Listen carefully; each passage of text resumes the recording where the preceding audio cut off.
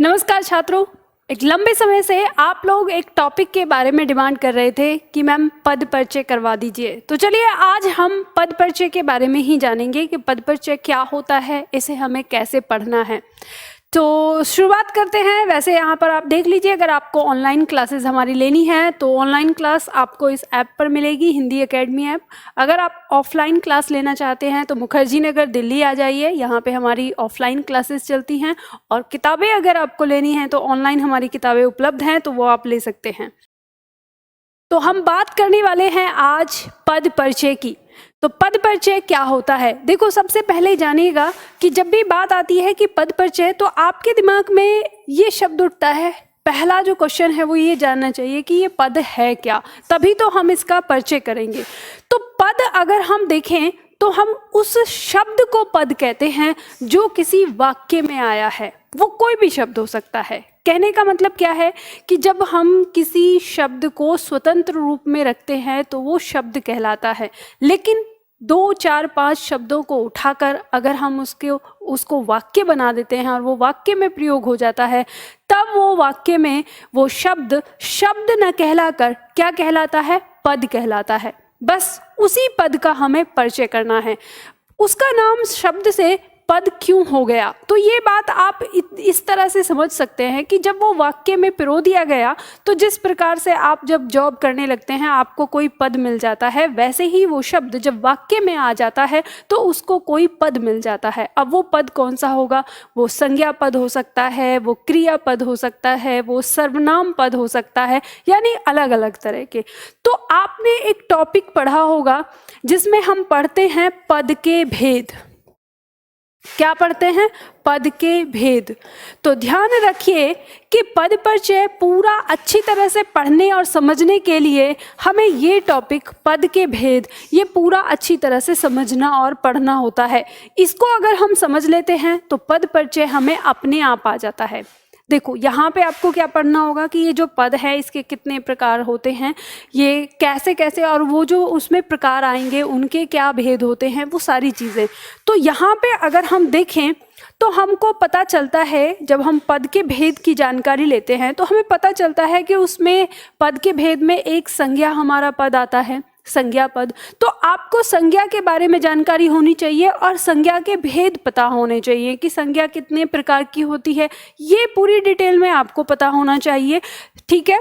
उसके साथ संज्ञा के अंदर ही संज्ञा के कुछ और ऐसे होते हैं, जैसे संज्ञा के अंदर हम वचन पढ़ते हैं, तो आपको वचन का पूरा ज्ञान होना चाहिए।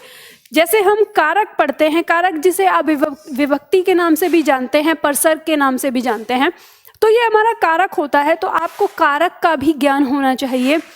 फिर पॉइंट आता है आपका लिंग, तो आपको लिंग का भी ज्ञान होना चाहिए। ठीक है। उसके बाद आता है हमारा सर्वनाम।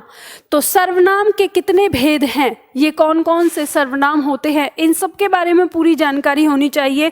फिर आता है विशेषण। विशेषण के बारे में पूरी जानकारी होनी चाहिए कि इसके कौन कौन से भेद हैं, वाक्य में प्रयोग कैसे होते हैं, विशेषण क्या होता है, ये सारी डिटेल आपको पता होना चाहिए। और फिर आता है जैसे क्रिया। क्रिया कितने प्रकार की है, इसमें भी आपको पूरी जानकारी होनी चाहिए। फिर आता है अविकारी शब्द। अविकारी के अंदर हमारे 4 प्रकार के होते हैं, आपको पता है। विकारी और अविकारी करके पढ़ते हैं, तो विकारी में तो ये 4 हमारे आगे, अविकारी में और 4 कौन कौन से होते हैं, तो इसकी हमें पूरी जानकारी होनी चाहिए। और वाक्य के अंग, हमें इसकी जानकारी होनी चाहिए। तो जब हमें ये कुल मिला के इतनी सारी जानकारी होती है, तब हम तैयार होते हैं पद परिचय को पढ़ने के लिए, पद परिचय को करने के लिए, तभी हम कर पाएंगे। ये एक इसका बेसिक है। बस आप ये समझिएगा कि इन सब की जानकारी होना पद परिचय के लिए बहुत ज़रूरी है। अगर आपको इनकी जानकारी नहीं होगी तो आप पद परिचय नहीं कर पाएंगे। तो चलिए हम देखते हैं कि अब हम पद परिचय, मैं अभी मान के चलती हूँ कि आपको ये सारे भेद आते हैं, ये सारी जितने भी मैंने पॉइंट बताए, ये सारे पॉइंट आपने पढ़ लिए हैं। तो अब हम शुरुआत करते हैं पद परिचय के लिए। तो हम सबसे पहले संज्ञा का पद परिचय करने जा रहे हैं। तो संज्ञा का पद परिचय करने के लिए हमें क्या क्या चीज़ें ज़रूरी होती हैं, क्या क्या हम उसमें बताते हैं। तो सबसे पहले हम ढूंढेंगे कि हमारे वाक्य में संज्ञा कौन सी है, या फिर हमारे एग्जामिनर ने हमें संज्ञा रेखांकित करके दी होती है तो हम उसको देखते हैं। ठीक है, उसमें हम देखते हैं कि ये जो संज्ञा है, ये संज्ञा का भेद कौन सा है। 5 भेद हमारे संज्ञा के होते हैं, उनमें से हमें ये निकालना है कि ये कौन सा भेद है, ये हमें जानना है। जैसे हम उसके भेद के बारे में बात करें तो व्यक्तिवाचक, जातिवाचक और भाववाचक। और जातिवाचक के 2 उपभेद आते हैं हमारे, समूहवाचक और द्रव्यवाचक। तो ये कुल मिला के 5 होते हैं। तो इन 5 में से ही कोई एक भेद होगा उस संज्ञा का, वो हमें यहाँ पे लिखना होता है। फिर हम उस संज्ञा का वचन लिखेंगे कि वो जो संज्ञा है उसका वचन कौन सा है, वो एक वचन है या वो बहुवचन है।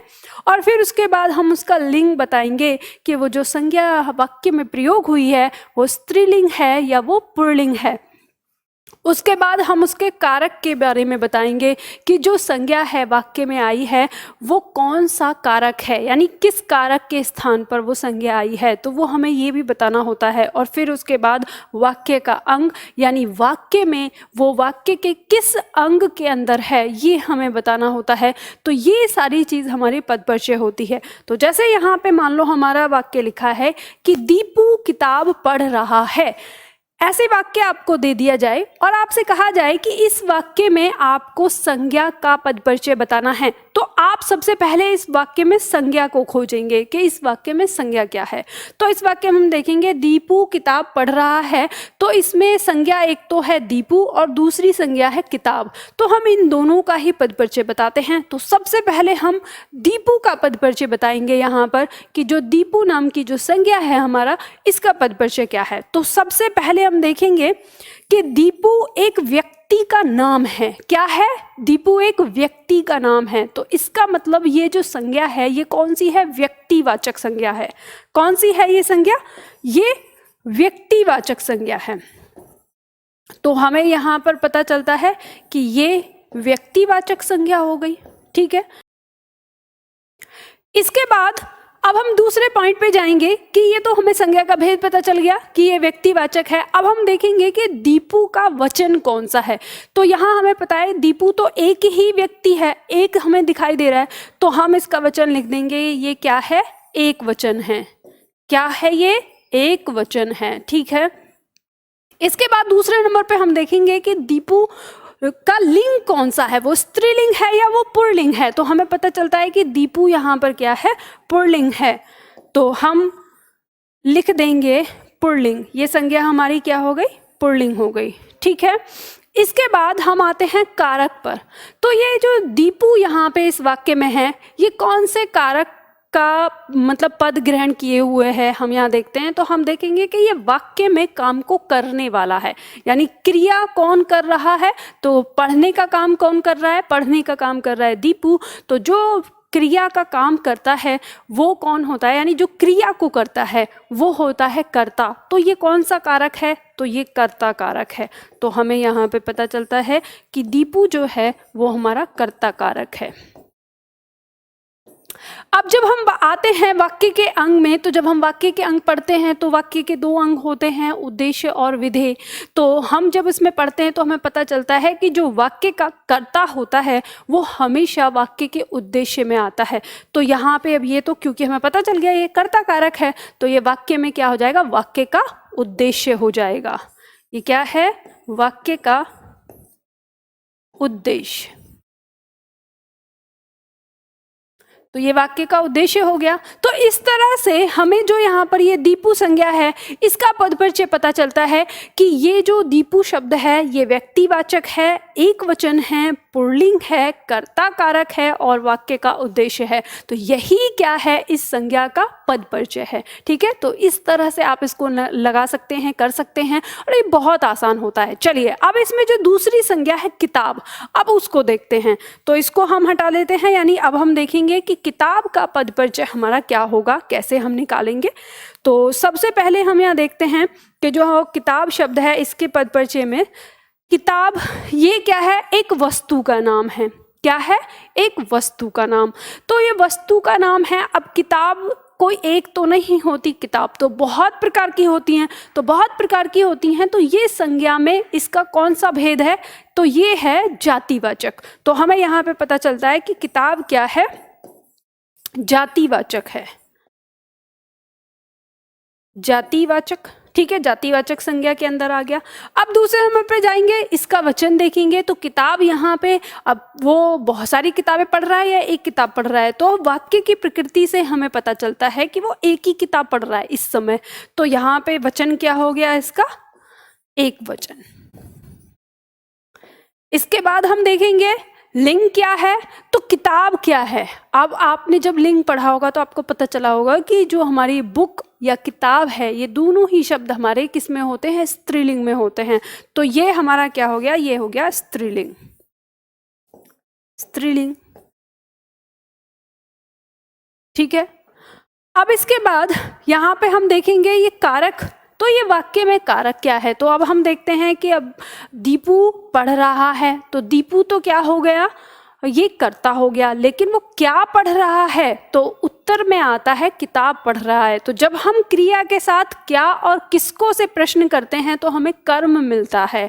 ठीक है, तो क्या पढ़ रहा है? किताब पढ़ रहा है, तो हमें कर्म मिला। तो हमें यहाँ पे इसका जो कारक है वो क्या हो गया? कर्म कारक। क्या हो गया? कर्म कारक। इस तरह से आप इसे पढ़ सकते हैं, बना सकते हैं। इसके बाद हम वाक्य के अंग पर आएंगे। तो वाक्य के अंग में जब हम देखते हैं तो हम देखते हैं, हम पाते हैं कि वाक्य का जो कर्ता होता है वो वाक्य का उद्देश्य होता है, और जो वाक्य की क्रिया होती है वो वाक्य का विधेय होती है, और उद्देश्य और विधेय के बीच में जो कुछ भी बचता है वो विधेय का विस्तार होता है। तो यहाँ पे हम कह सकते हैं कि किताब क्या है?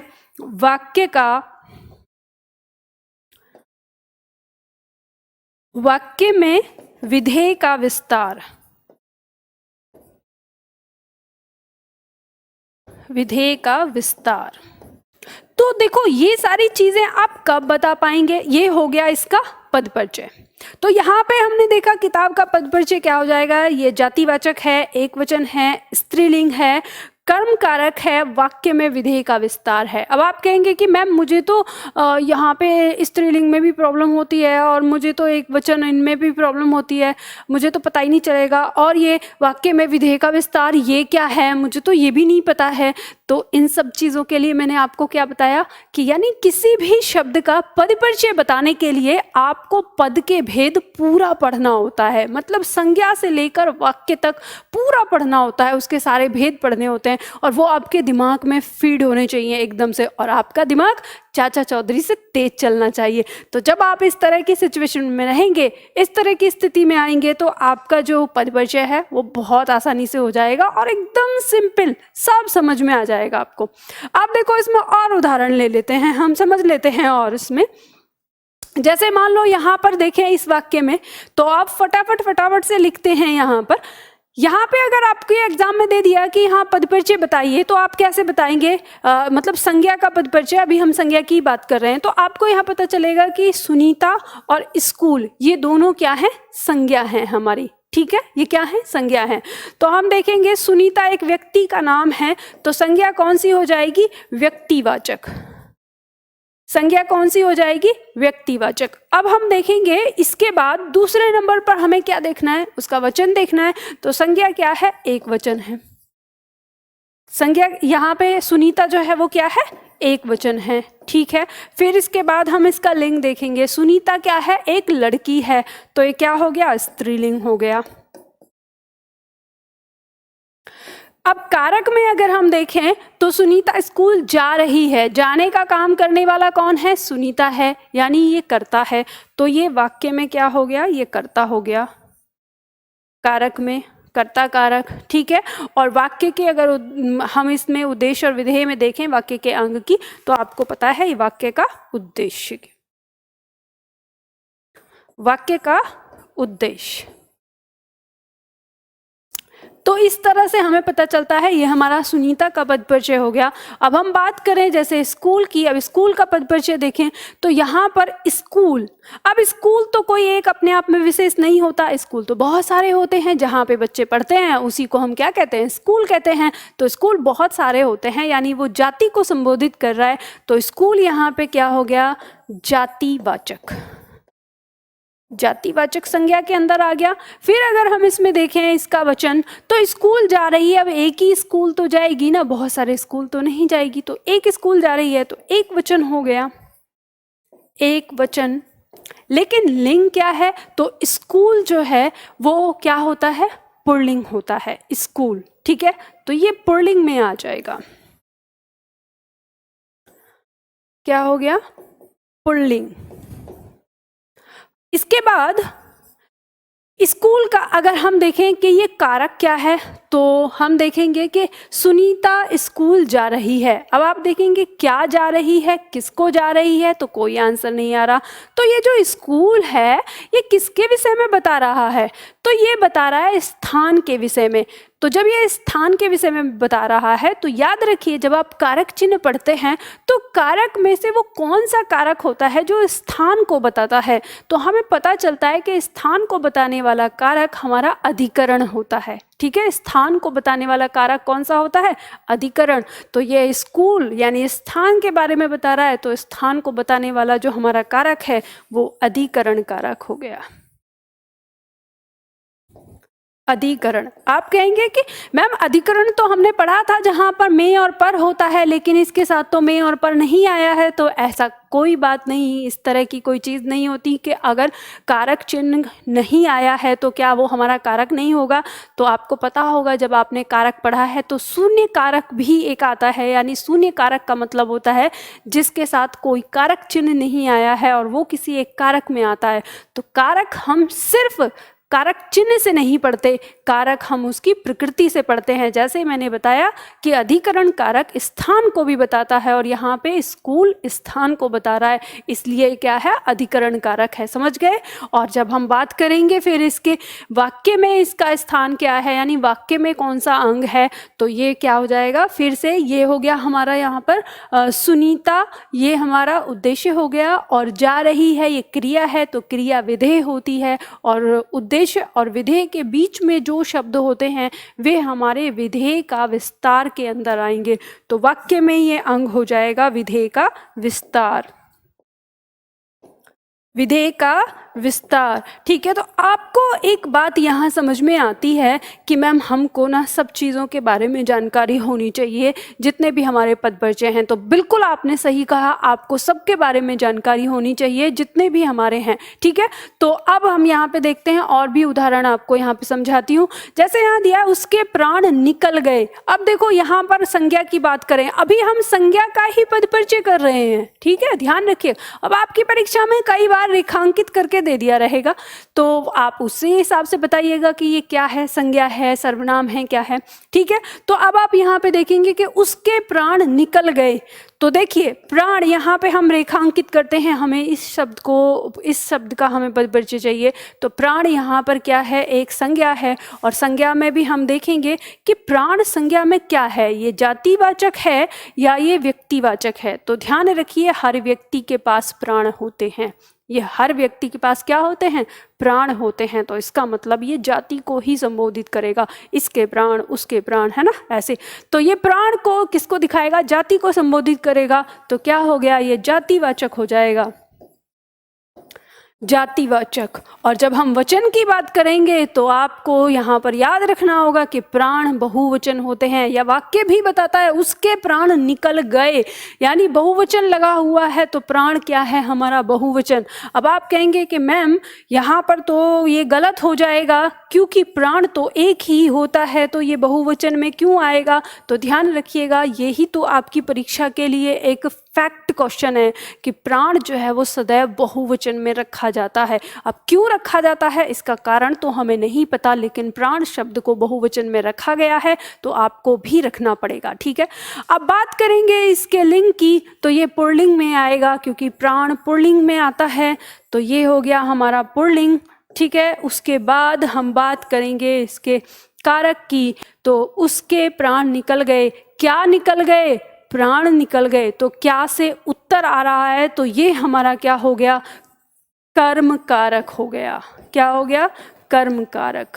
ठीक है, अब हम इसका अगर वाक्य का अंग लिखेंगे तो ये भी हमारा विधेय के विस्तार में ही आएगा। ठीक है, किस में आएगा? विधेय के विस्तार में। क्योंकि देखो, जब आपका जो कर्म होता है, कर्म अक्सर आपका विधेय के विस्तार में आता है। ये बात ध्यान रखिए, विधेय का विस्तार। ठीक है, इस तरह से। अब जैसे यहाँ पर देखें, लड़के मैदान में दौड़ रहे हैं। इस वाक्य में संज्ञा जो है अगर हम देखें तो संज्ञा है लड़के और दूसरी है यहाँ पर मैदान। तो यहाँ पे हम देखेंगे लड़के मैदान में दौड़ रहे हैं, तो लड़के में लड़के क्या है? जाति को दिखा रहे हैं, ये हो गया जातिवाचक। अब इसके वचन की बात करें तो लड़के, बहुत सारे लड़कों की बात हो रही है, तो ये क्या है? बहुवचन है। ठीक है, फिर हम बात करें कि बहुवचन के बाद इसका लिंग देखें तो ये क्या है? पुल्लिंग है, आपको पता ही है, तो हम पुल्लिंग लिखेंगे।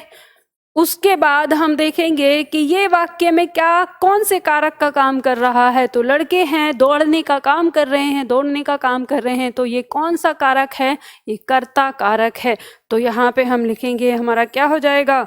कर्ता कारक हो जाएगा। ठीक है, तो ये हमारा कर्ता कारक हो गया। और अगर हम इसके वाक्य में अंग की बात करेंगे तो कर्ता कारक है, तो ये उद्देश्य हो जाएगा। ठीक है, अब हम बात करेंगे यहाँ पर मैदान की। तो मैदान का अगर हम देखें तो आपको पता चलेगा, मैदान भी किसी भी मैदान की बात हो सकती है। मैदान भी एक जाति को दिखाता है, तो ये भी हमारा किस में आ जाएगा? जातिवाचक में आ जाएगा। जातिवाचक में हम वचन की बात करेंगे तो ये यहाँ पर एक ही वचन है, एक मैदान में ही दौड़ रहे हैं, तो ये एक वचन हो जाएगा। ठीक है, इसके बाद हम इसके लिंग की बात करेंगे तो मैदान भी आपका पुल्लिंग होता है, तो ये हमारा पुल्लिंग हो जाएगा। तो यहाँ पे हम पुल्लिंग लिख देंगे। और उसके बाद हम इसके कारक की बात करेंगे कि कारक कौन सा है, तो हमें पता चलेगा कि मैदान में यहाँ पर में आया है, और आपको पता है में का प्रयोग अधिकरण में होता है, तो ये अधिकरण कारक होगा। और वैसे भी स्थान को बता रहा है, कहाँ दौड़ रहे हैं, किस स्थान पे दौड़ रहे हैं? मैदान में दौड़ रहे हैं, तो ये हमारा क्या हो गया? अधिकरण हो गया, अधिकरण। और अगर हम इसके वाक्य के अंग की बात करेंगे तो ये भी हमारे किस में आएगा? विधेय के विस्तार में आएगा। ठीक है, तो इस तरह से आप इसको समझ लेंगे। और मैं समझती हूँ कि संज्ञा का पद परिचय क्या होगा, कैसे करना होगा, ये चीज़ आपको अच्छे तरह से समझ में आ गई होगी। ठीक है, चलिए आगे बढ़ते हैं। अगला दूसरा पॉइंट हमारे सामने दिया है, जैसे सर्वनाम का पद परिचय। सर्वनाम पद परिचय की हम बात करें तो यहाँ पे हम देखेंगे कि जब हम किसी वाक्य में किसी सर्वनाम के पद परिचय की बात करेंगे तो हमें किस किस पॉइंट पर ध्यान देना होगा। तो सबसे पहले तो हम देखेंगे कि सर्वनाम का भेद क्या है। सर्वनाम के सारे भेद हमने पढ़े हैं। ठीक है, फिर हम देखेंगे कि उसका वचन क्या है, फिर उसका लिंग क्या है, फिर देखेंगे कि वह कारक कौन से कारक पर काम कर रहा है, कहाँ आ रहा है, और उसकी संज्ञा क्या है, यानी जो वो सर्वनाम है किस संज्ञा के स्थान पर आया। तो आपको ये तो पता है ना कि सर्वनाम तो संज्ञा के स्थान पर आते हैं, तो वहाँ हम ये भी चेक करेंगे कि ये जो सर्वनाम है इसकी संज्ञा कौन सी है, तो वो भी हमें लिखना होगा कि इसकी कौन सी संज्ञा है वाक्य में। तो इस तरह से हम इसका पद परिचय देखेंगे। जैसे उदाहरण के लिए देखें, हम यहाँ पर विशाल ने मुझे बताया कि वह कहाँ गया था, तो हम जो यहाँ पे पद परिचय करने वाले हैं वो वह शब्द का करने वाले हैं। ठीक है, वह सर्वनाम का, ऐसे सर्वनाम यहाँ पर मुझे भी है, लेकिन अभी हम यहाँ पर वह का कर रहे हैं।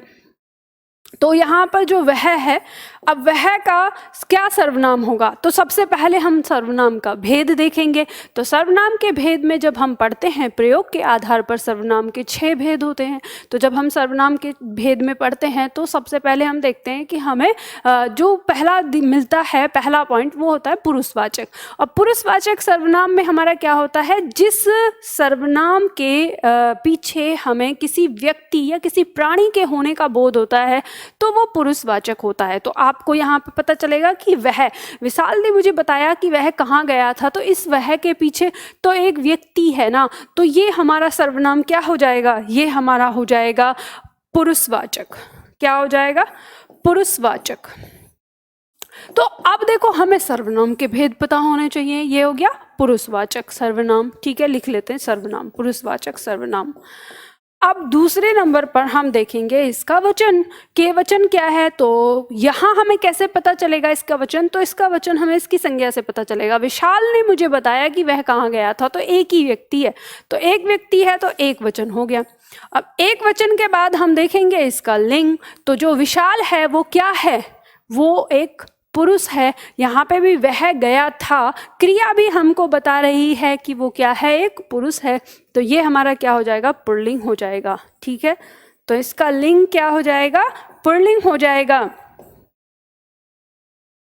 अब इसके बाद हम देखेंगे कि ये कारक क्या है इसके कारक में। तो अब हम यहाँ देखेंगे कि विशाल ने मुझे बताया था कि वह कहाँ गया था। क्रिया को करने वाला कौन था, तो क्रिया को करने वाला वह यानी विशाल था। जाने का काम तो उसी ने किया है ना, तो क्रिया को करने वाला विशाल था यानी वह था। तो ये क्या हो जाएगा, वाक्य के अंदर कर्ता है। तो ये आ जाएगा हमारा कि यह कर्ता कारक है। क्या आ जाएगा, कर्ता कारक। अब इसके बाद उसकी संज्ञा, तो यानी ये जो वह है ये किस, इसकी संज्ञा कौन है, तो हमें पता चलेगा विशाल। तो हम कहेंगे कि विशाल का सर्वनाम है या विशाल संज्ञा है।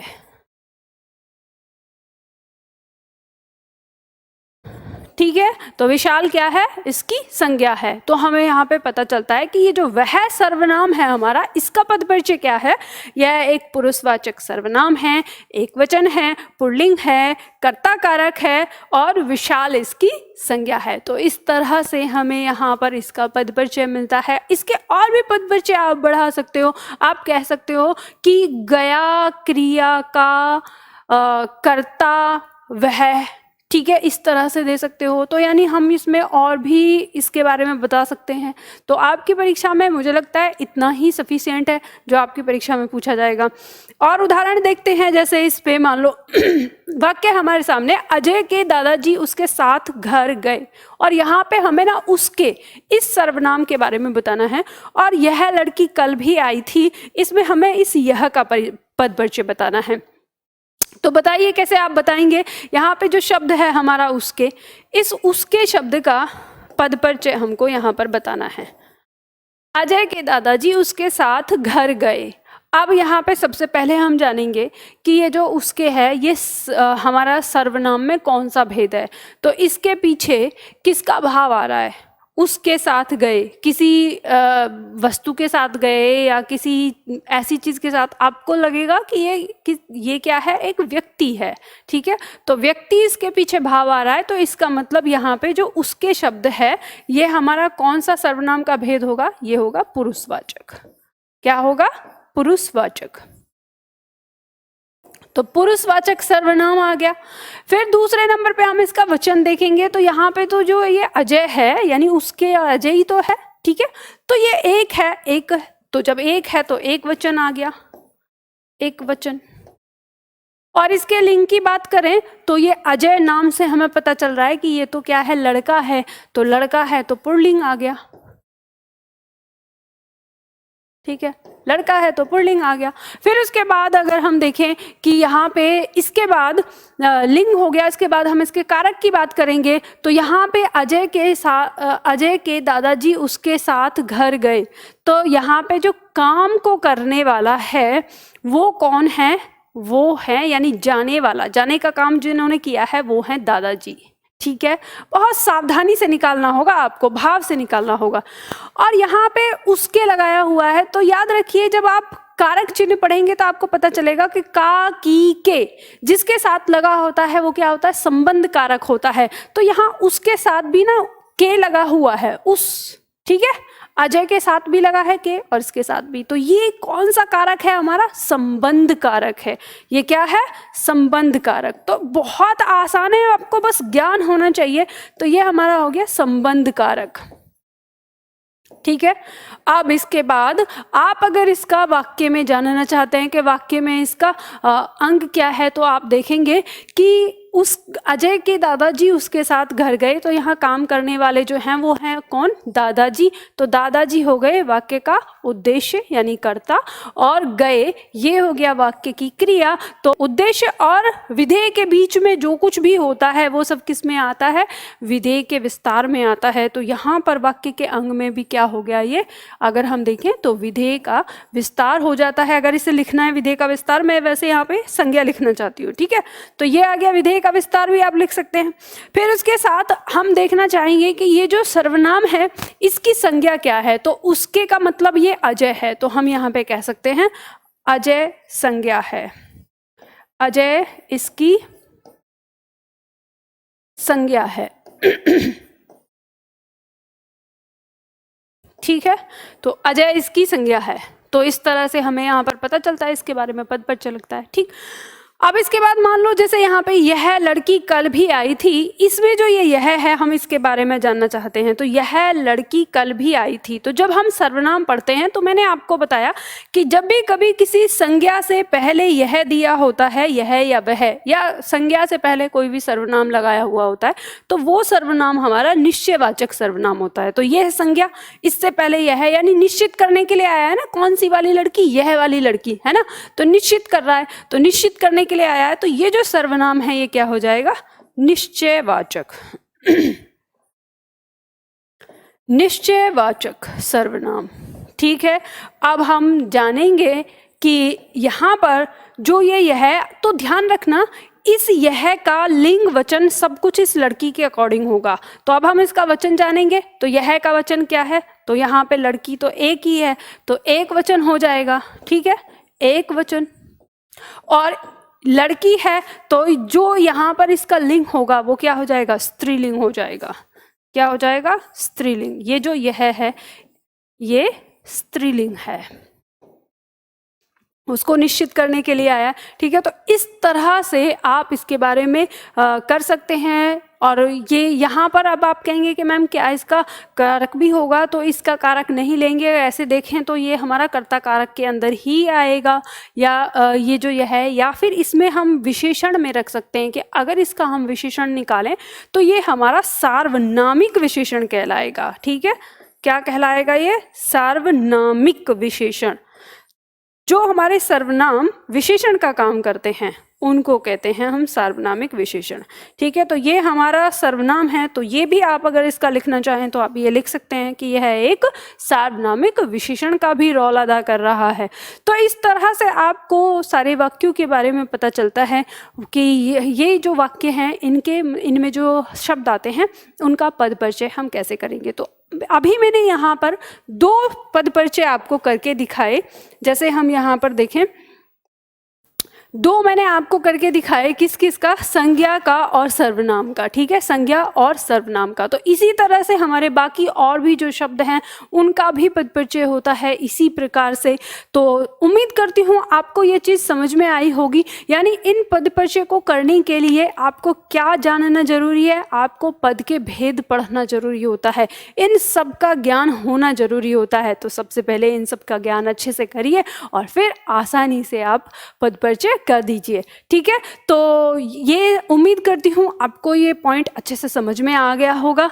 तो चलिए, अगर ये वीडियो आपको अच्छी लगी है तो कमेंट बॉक्स में ज़रूर बताइएगा कि क्या आप इसे समझ पाए या नहीं समझ पाए। तो आज के लिए हम इतना ही करते हैं, फिर मिलते हैं अगले वीडियो में किसी अगले टॉपिक के साथ।